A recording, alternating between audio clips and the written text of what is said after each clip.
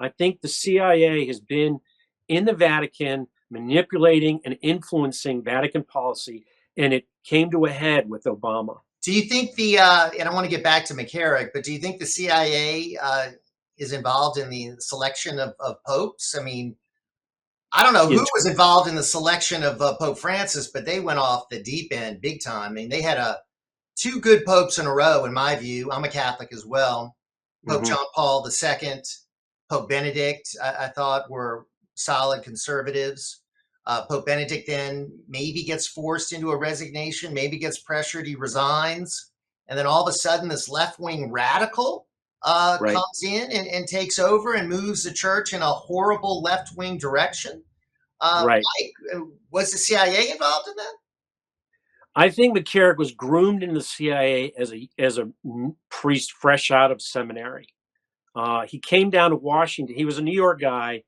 He spent some time over in Switzerland in a place called St. Galen's, which has now got a really bad reputation with Catholics who follow the predatory sexual activities of the Catholic priests, because there was quite a lot of sort of predatory gay sexual out of that St. Galen's. They call it the St. Galen's Mafia. He spent some time there, and then he came down and went to Catholic University.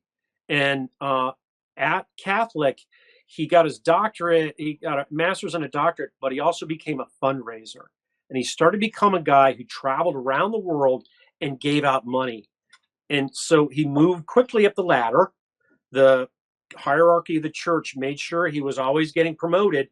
And I think it was because they knew that he had contacts in the CIA. And I think he had this predatory sexual activity because he knew he was So untouchable. you're claiming that you think he's the only one who was tied to the CIA, just this one priest, McCarrick? No, not the only, because I think Pope Francis was too. Okay. Pope Francis was in Argentina at the time. This is the mid 70s. And so in the mid 70s, Argentina was ruled by a military dictatorship, the hardcore right wing. They were backed by the CIA. Pope Francis is on the record. It's widely reported. He was connected into that right wing dictatorship. There's a movie called The Two Popes. Hollywood put out a movie in 2020 where it talked about the relationship between Benedict and Francis. Well, they talk in that movie about what Francis did when he was in Argentina. So this hardcore right wing dictatorship kidnapped priests, the priests that were then sort of going to they were working with communists, the left wing, the unions, the poor people in the slums. Any priests that were with them were seen as communist sympathizers. Some of them got assassinated. Two of them who worked with Bergoglio got kidnapped and tortured by the right wing. And they thought that Bergoglio betrayed them. And they said that publicly. He said, no, I didn't betray you. I was trying to work for your release.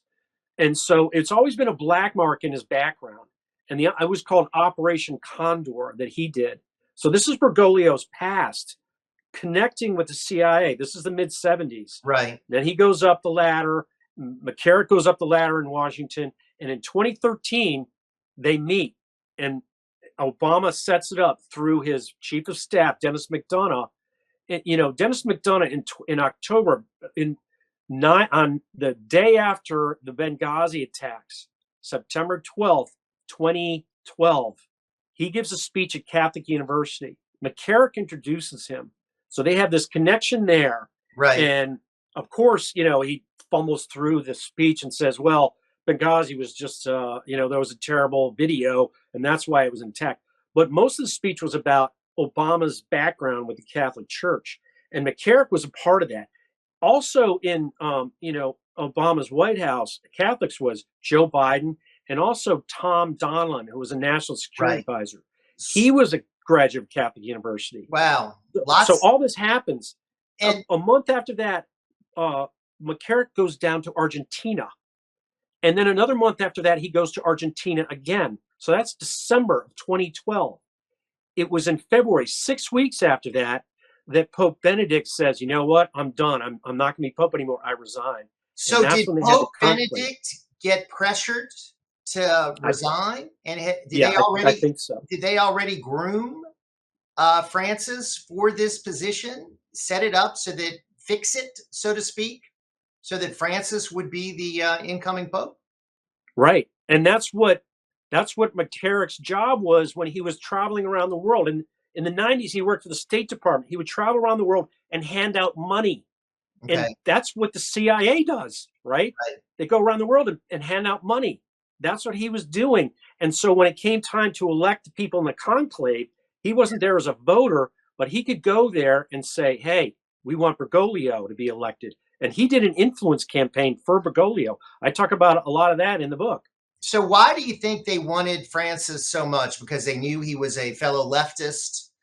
They knew he would be supportive of their policies. He was pro, obviously, climate change nonsense, pro massive illegal immigration, anti-capitalism. Was that one of the major reasons they liked him so much? It wasn't just Obama. This is a whole globalist thing. So Obama and Biden and the globalists and the World Economic Forum had this whole plan set up, and they needed morality laundering. That's what they needed the Vatican to do. They Right, needed a pope to go out there and say, oh, they're not illegal immigrants, they're refugees. And they right. did that all over Europe, and they did it into the United States and the southern border.